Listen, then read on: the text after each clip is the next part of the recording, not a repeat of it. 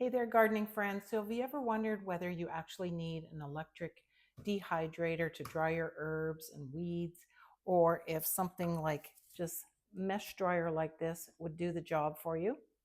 So, in today's video, I'm going to give you the pros and cons of using a electric dehydrator and a mesh dryer so that you can decide which would work best for you. So, whether you're joining me from my community Gardeners Growing Together or my YouTube channel, Little Garden on the Prairies, welcome. My name is Tracy. I am a gardener living on the prairies in Saskatchewan, Canada. So, whether you are harvesting herbs, mint, lemon balm, maybe even weeds like dandelion or plantain, drying them properly is key if you want to store them properly and use them in your teas, your salves, or tinctures. So I have personally used both the electric food hydrator and the mesh dryer for many years now, and there are definitely some pros and cons to both.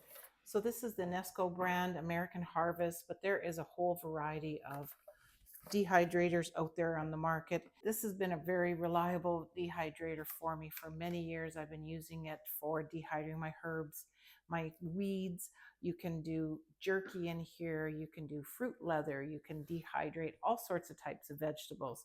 There's many uses for this thing. Some of the things I really like about this is it's fast and reliable. Okay, so you can stack up lots of layers of different types of herbs. It comes with 5 trays that you can stack up. If you only want to use 1 tray or 2 tray, that's totally optional.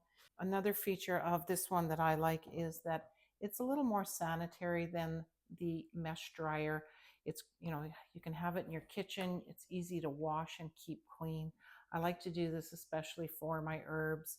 After I've harvested them from my garden, I can wash them up, dry them as good as I can through a salad spinner, and then just lay them out in this dehydrator, plug it in, set it to the temperature that they suggest for doing herbs and spices, and just let it go. So it's a little bit noisy to listen to, and you do usually need to take about 24 hours or more to properly dry herbs in this system. But again, that's a lot faster than using the mesh dryer. And you can set it up somewhere where you don't have to listen to it, like in your garage or in the laundry room, down in the basement, and just let it run and do its thing. And of course, you have control of the temperature. So it has a dial on here that you can set based on what you're doing, whether it's the herbs, crafts, maybe fruits and vegetables, or the jerky. You can control that in here. So for those edible things that I'm drying out, such as teas and spices, I prefer using the electric food hydrator. So using something like this mesh hydrator, of course, is more energy efficient and environmentally friendly because you're not using any power. But as you can see here, it is a little bit smaller than the dehydrator. There are other variations available on Amazon. That's where I got this one from. I'll leave the link to it below. There's are very large ones. There's ones that have more layers. This was just the size that I prefer.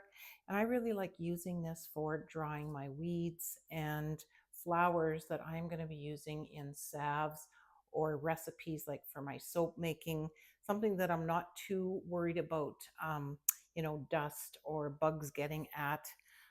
It does have the zipper closings on it, so you shouldn't have an issue with bugs. But what I like about this is I can just hang it up out in my garage, or you could hang it maybe in your garden shed or greenhouse, somewhere where it's going to get airflow and it's easy to hang up anywhere.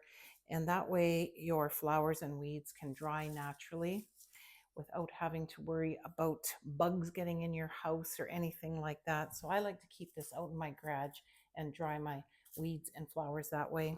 And of course, it's a longer process to dry them in this method because it's just depending on airflow. So if you live in a very humid climate, you want to make sure that this is somewhere that is getting, a good breeze.